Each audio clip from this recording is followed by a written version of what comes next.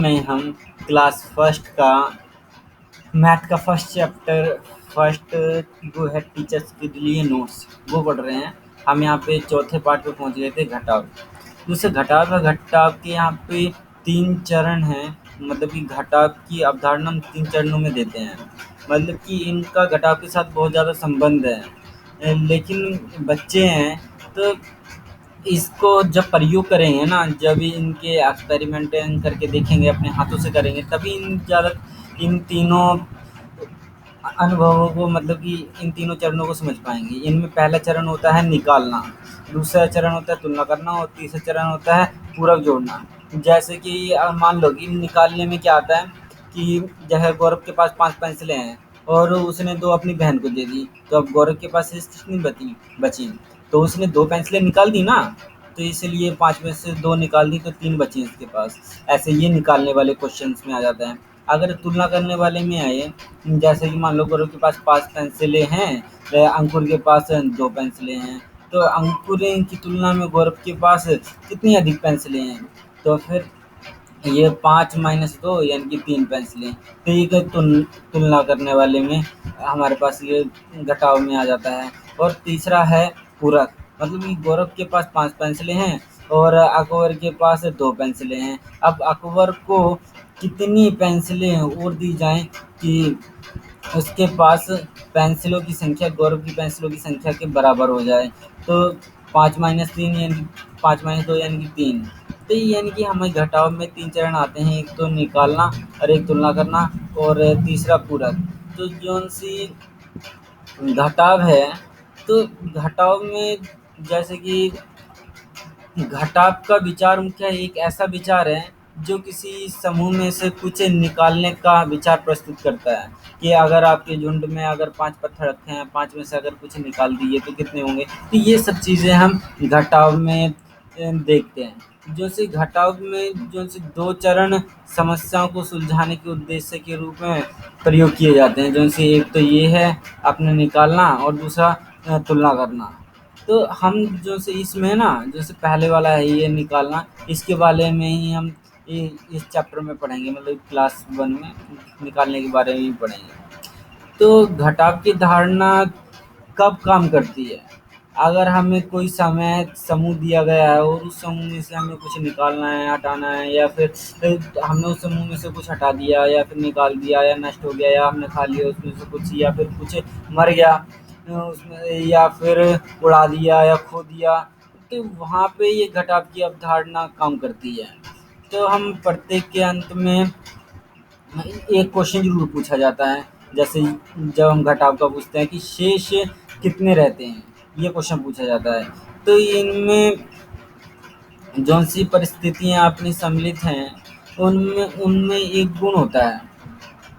इनमें वे परिस्थितियाँ भी सम्मिलित हैं जिनमें दिए गए समूह का एक भाग कुछ गुण रखता है जबकि दूसरा भाग उस गुण को नहीं रखता है। तथा पूछा जाने वाला प्रश्न, मतलब कि कितने में नहीं है या कितने नहीं हैं। जैसे कि प्रेम के पास 9 कुत्ते हैं, ठीक है? 9 में से 2 काले हैं, तो आपसे पूछ लेंगे हाँ भाई कितने काले नहीं हैं? ये भी अपने घटाव के अंदर आ जाते हैं। तो अगर अगर आप टीचर हो, वैसे टीचर ही हो, ठीक, घटाव का परिचय देने के लिए अध्यापक को निम्नलिखित गतिविधियाँ करनी चाहिए। जैसे कि आप उन्हें कुछ न कुछ वस्तु इकट्ठी कर लेनी चाहिए, जैसे कि पत्ते, कंकड़, बीज, और फिर बच्चों से पूछना चाहिए कि हाँ, अब इनमें कितने कंकड़ पत्थर वगैरह क्या हैं? तो उस समूह में से कुछ वस्तुओं को ले लेनी चाहिए, फिर उसके बाद उठा लेनी चाहिए। फिर अब उनसे पूछना चाहिए हाँ भाई कितनी वस्तुएँ ले ली हैं मैंने और कितनी वस्तुएँ अब इसमें बची हैं शेष, ठीक है? और 2 अलग-अलग रंगों की गेंद ले लें या पेंसिलें ले लें, इकट्ठी कर ले जाएँ। फिर बच्चों से पूछें कि हाँ कितने हैं, या कि इनमें कितनी लाल हैं या फिर कितनी लाल नहीं हैं। ऐसे प्रश्न पूछने चाहिए। अगर हाँ, और अगर डोमिनो का डब्बा लेना चाहो, तो आपने डोमिनो का डब्बा ले लिया, उसके ऊपर उस कार्ड में ना छेद हैं, तो फिर दोनों तरफ छेद हैं उसके, तो अगर आप बच्चों से पूछे हाँ कितने इसमें छेद हैं, फिर उसमें से एक भाग को ढक दो, फिर पूछो भी हाँ कितने छेद अब बच गए हैं, ठीक है? अब जैसे कि अगर हम बच्चों को ठोस वस्तुएँ दे दें या फिर ये बच्चों को हम ठोस वस्तुओं और चित्रों के द्वारा घटाव की प्रक्रिया का प्राप्त अनुभव हो जाता है।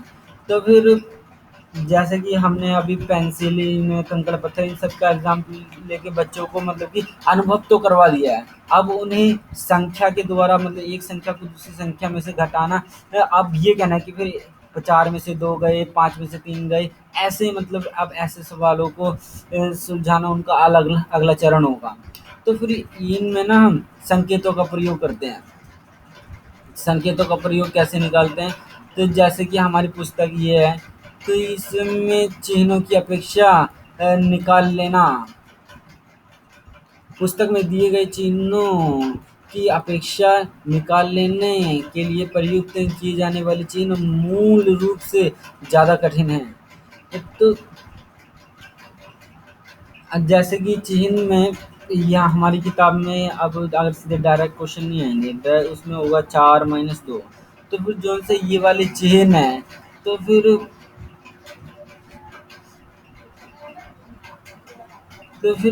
इसमें तो हम डायरेक्ट कहते हैं कि फिर ये 4 माइनस 2 तो 2 घटा दिया हमने 4 में से, तो 2 बचे हैं हमारे पास। जो से यहाँ पे चिन्ह है, तो ये हम कह रहे हैं कि ये वाले चिन्ह अभी तो बच्चों को डायरेक्ट पता है कि अगर हमारे पास 4 पैसे है, 4 में से 2 निकाल दिए हमने कि 2 बची हैं, तो वो तो आसान था। लेकिन अगर हम सीधे ये घटा के निशान देंगे तो फिर उन्हें थोड़े से कठिन लगेंगे। तो मतलब कि ये थोड़े उन्हें समझ में भी नहीं आएँगे। तो फिर जो उनसे आपको ना इन्हें समझाते समय ज़्यादा से ज़्यादा सावधान होना होगा। और जो सी छपी हुई संख्याएँ हैं, तो मतलब कि जौन सी ये इस किताब में ना पुस्तक में कुछ छिपी हुई संख्याएँ होती हैं, तो बच्चे 5 से 8 साल के बच्चे उन्हें आसानी से समझ नहीं पाते। तो फिर जौन से ये हैं उन्हें सबसे पहले तो एक इस पृष्ठ पर काम करने से पहले बच्चों को ठोस वस्तुओं या बातों का अनुभव देने का प्रयास करना चाहिए हमें। अब शाब्दिक प्रश्न कैसे आते हैं कि जैसे हम बच्चों को यह सिखाने की ज़रूरत पड़ती है कि जिनसे घटाव है, घटाव में हम निकाल लेना है या विभाजित करना, ऐसी समस्याएँ ऐसी समस्याएँ होती हैं घटाव के अंदर कि हम कोई चीज़ निकाल रहे हैं या फिर किसी चीज़ को हमने अलग-अलग कर दिया है। तो जो हमसे इसके लिए कौन-कौन से शब्द होते हैं, इसके लिए शब्द प्रयोग होते हैं, जैसे निकाल लिया हमने घटाव में, ये कितने बचे हैं, कितनों में नहीं हैं या कितने नहीं हैं, ये घटाव में ये वाले शब्द प्रयोग होते हैं। जैसे कि निकाल लेना या फिर विभाजित करना, ये बहुत सी आप प्रश्न देखोगे, बहुत से प्रश्न में ये सीधा ही शब्द होता है कि फिर हमने इस इतने में से इतनी चीज़ें निकाल ली हैं। तो ये मतलब ये बहुत ज़्यादा सामान्य शब्द है जो इन प्रश्नों में आप देखोगे और आपकी सोच ज़्यादा विकसित हो जाएगी। म फिर उन्हें ना बच्चों को क्या करना, अभी तो हमने क्या किया कि फिर चीज़ों के माध्यम से ठोस चीज़ों के माध्यम से बताया। अब उन्हें मौखिक रूप से इन सभी चीज़ों को बताना है कि फिर अब हम उन्हें चीज़ें नहीं देंगे। अब बिना चीज़ें दिए ही जैसे कि अब कहेंगे हम 8 में से 2 गए, ऐसे। तो मतलब कि बिना स्थूल सामग्री प्रयुक्त करे अब उन्हें उत्तर बताने के लिए बच्चों को प्रेरित करना है। तो जैसे आपकी सहायता के लिए ना यहाँ पे कुछ सवाल दिए गए हैं। जैसे रीना के पास 4 सेब हैं, 4 में से 2 उसने अपनी सहेली अंजू को दे दिए, तो अब उसके पास कितने बचे? 4 में से देखो यहाँ पे बच्चे से कितने बचे ये आ गया, मतलब कि घटाव का सवाल आ गया। तो मतलब कि 4 में से 2 गए, 2 आ गए। तो ऐसे ही पेड़ पर 3 चिड़िया बैठी हैं और 1 चिड़िया उड़ गई, तो अब कितनी चिड़िया बची, कितनी चिड़िया बैठी हैं, देखो ये आ गया, मतलब कि ये घटाव का सवाल है। ऐसे ही एक पेड़ पर 4 तोते बैठे हैं और 2 तोते उड़ गए, अब कितने तोते रह गए पेड़ पे? तो उसमें से 4 में से 2 उड़ गए तो 2 रह गए। एक लड़की के पास 9 गुब्बारे हैं, उनमें से 3 गुब्बारे फट गए। अब लड़की के पास कितने गुब्बारे बचे हैं? तो वो उसके पास 6 गुब्बारे बचे हैं। अब वेदिका के पास 18 पेंसिलें हैं, उसमें से 3 पेंसिलें लाल हैं। कितनी पेंसिलें ऐसी हैं जो लाल नहीं हैं? तो फिर 18 में से 3 चले गए, 15 बचे हैं। तो ये था हमारा 4th लेसन। अब आ जाते हैं हम फिफ्थ लेसन के ऊपर। जो से ये है, इसमें हम 10 से लेके 20 तक की संख्याओं के बारे में देखते हैं। जो से मतलब ये हमारा 5वां लेसन है और इससे पहले जिनसे 4 लेसन से उनसे हमारे बच्चे हैं उनको गणितीय भाषा योग्यता और विशेषताओं की गणित की विशेषताओं की समझ आ गई है, मतलब कि उनका बेस बन चुका है। तो अब उनकी इसी प्रणाली को और इसी समझ को हमें आगे बढ़ाना है। तो मतलब कि अभी तक उन्होंने क्या-क्या किया, हमने वो उन्हें वस्तुएँ देके उन्हें नौ तक गिनना सिखा दिया और 9 तक अंक पढ़ने सिखा दिए और लिखने सिखा दिए। तो जो से बच्चे हैं, बच्चे अब अपने आप या फिर अपने दोस्तों के साथ जो से कार्ड हमने दिए थे उनके ऊपर नंबर लिखे थे, बिंदियाँ लिखी हुई थी, तो उनका उपयोग करना सीख गए हैं अब। तो जो उनसे और बच्चे थे, बच्चों को हमने शून्य अंकों की समझ भी बता दी है, शून्य को कैसे पढ़ सकते हैं, लिख सकते हैं और उनकी लिखित और मौखिक रूप में कैसे जोड़ कर सकते हैं, कैसे घटा कर सकते हैं, वो हमने 1 से लेके 4 तक के पाठों में बता दिया है। अब जो-सी ये हमारी अंक प्रणाली है, तो अगर हमें अंक प्रणाली को अब उनका बेस और ज़्यादा विकसित करना है, 1 से 9 तक तो उन्हें इतना कुछ जान लिया है। अब हमें ये 10 से लेके 20 तक गिनती को पढ़ना और लिखना और बच्चों को जानना सिखाना है और ये जिससे कि उनका बेस है मतलब कि आधार है, वो और ज़्यादा विकसित हो जाएगा। तो अंकों को लिखना 10 के अंकों को लिखना 10 के शुरू होते ही नियमबद्ध होता है। देखो जैसे कि आपने 9 तक उन्हें गिनती सिखाई तो इसमें कोई नियम नहीं लगा, बस उसमें ये था कि हाँ, सीरियल वाइज़ चल रहे हैं। लेकिन अब नियम से कैसे लिखना है वो अपने 10 से शुरू हो जाता है। 9 तक हमारे कोई नियम नहीं थे। जैसे कि आप 3 को जैसे मर्ज़ी लिख सकते हो, 5 को, 8 को कैसे मर्ज़ी लिख सकते हो, इसमें कोई नियम नहीं है। लेकिन जहाँ 10 और 17 ये आ जाता है मतलब 10 के बाद हम नियम समझने लग जाते हैं। तो ऐसा मतलब कि इन्हें ठीक से कहा जाए तो नियम का समूह हो जाते हैं ये सभी के सभी। जो सी अंक प्रणाली का अगर मूल आधार कहें तो फिर वो 10 है, मतलब कि जिसका हम प्रयोग करते हैं। और 10 है, 10 का हम समूह बनाने की संकल्पना से बना है। तो अंक का स्थान उस समूह का आकार बताता है। जैसे ये है अंक का स्थान ये, तो ये हमें बता देगा कि फिर इसका आकार कितना है। तो जो सी उच्च उच्च प्राथमिक कक्षा तथा उच्च प्राथमिक कक्षा तक की अंकगणित की समझ के लिए यह संकल्पना आधार का काम करती है। तो जो से हम यहाँ पे उच्च प्राथमिक कक्षाएँ मतलब कि हम ये 5वीं तक पढ़ेंगे। 5वीं तक हम देखेंगे जो से हमारी अंकगणित है, अंकगणित की समझ का ये बहुत ज़्यादा आधार संकल्पना आधार का काम करेगी ये। ये हमें 10 क्या बता देता है कि फिर इसका आकार कितना है, समूह का आकार बता देता है। तो इस अध्याय में यह प्रयत्न किया गया है कि बच्चा अंक प्रणाली की मुख्य अवधारणाओं को समझने की शुरुआत में अपने सभ्यम के अनुभव से 10 से आगे के अंक का सृजन करके करे। इसलिए इस अध्याय के बारे में यहाँ कुछ अधिक विस्तार से समझाया गया है। देखो जैसे हमने बच्चों को 9 तक बताया था, तो फिर 9 तक बताने के बाद अब हमें उन्हें 10 से आगे गिनती समझानी है। तो फिर 10 से आगे तो हमें पता है कुछ नियम लगेंगे। तो यहाँ पे ना हमें ये प्रयत्न करना है कि जो से अपने बच्चे हैं, तो वो अंक प्रणाली की मुख्य अवधारणाओं को समझने की शुरुआत में सभ्यम के अनुभव से अपने आप ही वो 10 से आगे पढ़ने की कोशिश करें, सीखने की कोशिश करें। तो इसके लिए हमें अधिक विस्तार से समझना पड़ेगा। पुस्तक में काम करने से पहले ये तैयारी करनी है हमें। क्या-क्या? ये 20 तक गिनना। सबसे पहले तो जौन से हमें कुछ अलग-अलग गतिविधियाँ करनी पड़ेंगी या फिर व्यावहारिक अनुभव या ठोस वस्तुओं का प्रयोग करके ना हमें बच्चों को 20 तक गिनती सिखानी पड़ेगी। तो ये कैसे करेंगे हम? सबसे पहले तो 20 तक की संख्याओं के हम नाम बोल सकते हैं। तो फिर नाम बुलवा सकते हैं, बोल सकते हैं। फिर एक बार बच्चों को नाम बोलने आ गए, फिर हम उन्हें कहेंगे कि फिर ये 20 तक की संख्याओं के समूह बनाओ। जैसे कि मैं कहूँ कि 16 चीज़ें इकट्ठी कर दो यहाँ पे, 17 इकट्ठी कर दो, 11 इकट्ठी कर दो, तो उन्हें समूह बनाने आ गए हैं।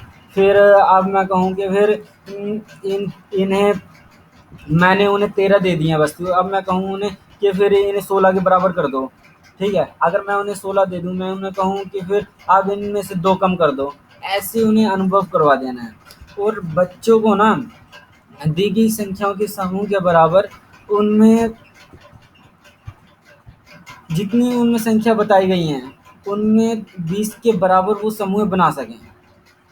जैसे मैं कहूँ कि फिर 18 चीज़ें इकट्ठी कर दो, 18 का समूह बनाओ, तो फिर 18 के वो समूह बना दें, मतलब कि 18 चीज़ें वहाँ पे इकट्ठी कर दें।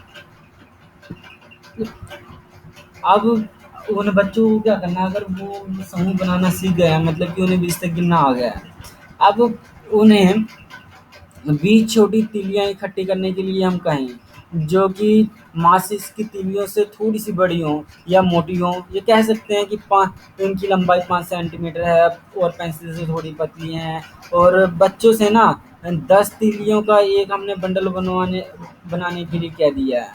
और उनमें ना जब बंडल बना लिया, बंडल बनाने के बाद उनमें रबड़ या धागे के साथ उन्हें बांध लिया, और जैसे से जितनी बच गई हैं हमारे पास 10 का बंडल बना लिया, जितनी बच गई उन्हें ऐसे ही हमने खुला रहने दिया है। अब बच्चों से हम कह देते हैं कि हाँ भाई, अब मुझे ना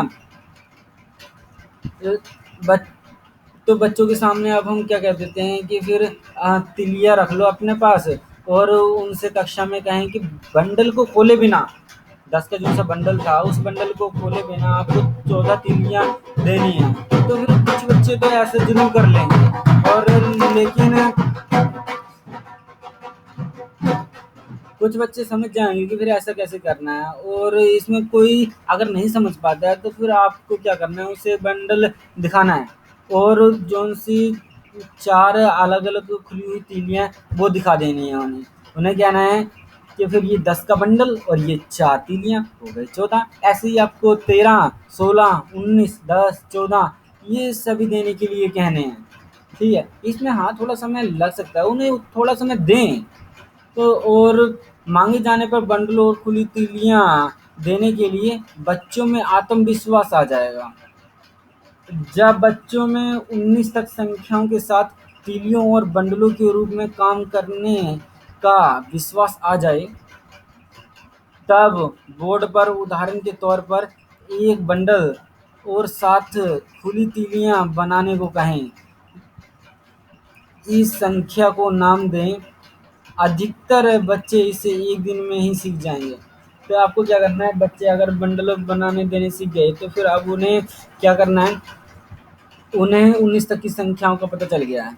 तो अब बच्चों के साथ जैसे कि हमने बंडल के रूप में काम किया था, तो इससे उसको और ज़्यादा आत्मविश्वास बढ़ गया। तो अब हम उन्हें बोर्ड की मदद लेंगे, बोर्ड की मदद से तो अब उन्हें उदाहरण के तौर पे एक बंडल दे देंगे और उन्हें 7 खुली तीलियाँ दे देंगे। तो बोर्ड की बात कर रहे हैं, बोर्ड पे बना देंगे हम। तो फिर उनसे उन संख्याओं का नाम देने कहेंगे, हाँ भाई आप बताओ कि कितनी संख्याएं हो गई।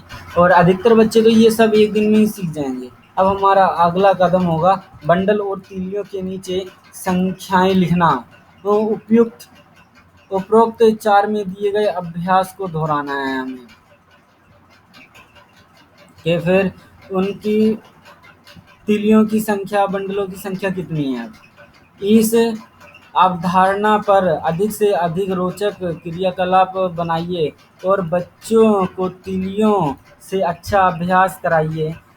उनसे कोई एक संख्या पूछिए और उस संख्या की जांच कीजिए। ब्लैकबोर्ड पर बंडल और तीलियां बनाइए, उनकी संख्याएं लिखवाइए, पढ़वाइए आदि। यदि इस संपूर्ण क्रियाकलाप में 10 दिन लग जाएं, तब भी चिंता की कोई बात नहीं। जब तक बच्चों को इस क्रियाकलाप में आनंद आए, तब तक इसे जारी रखिए। तो आपको क्या करना है, जैसे जो सा ये बंडल वाला था, ये आपको ऐसे ऐसे कई इंटरेस्टिंग से क्रियाकलाप, मतलब एक्टिविटीज सोचनी है, बनानी है, बच्चों से करवानी है। और बच्चों की जो है तीलियों का बहुत ज़्यादा अच्छा एक्सपीरियंस उन्हें करवा देना है, ठीक है, अच्छा अभ्यास करा देना है। तो अगर उनसे कोई बीच-बीच में आपको उनसे कोई संख्याएँ पूछनी है, फिर उन संख्याओं की जाँच करनी है कि फिर वो सही भी बता रहे हैं या नहीं। फिर ब्लैक बोर्ड पर आपको बंडल और तीलियाँ बनवानी है बच्चों से अब। अब इनकी संख्या लिखवानी है कि ये कितनी है, उनसे पढ़वाना है कितना है। यदि इस काम को करने में अगर 10 दिन भी लगते हैं तो चिंता की कोई बात नहीं है, ठीक है। हाँ, लेकिन बच्चों को ये तब तक करवाना है जब तक बच्चों को आनंद आ रहा है इसमें। देखो, यहाँ पे इकाई की जो सी खुली वाली तीलियाँ हैं वो तो इकाई हैं, जो सा ये बंडल है ये दहाई है। मतलब कि देखो, खुली इकाइयाँ कितनी हैं हमारे पास 4 और बंडल कितने हैं 1, मतलब ये बन गया 1 और 4 14। पुस्तक में काम करना, फिर ब्लैक बोर्ड पे काम करने के बाद अब आपको पुस्तक पे काम करना है।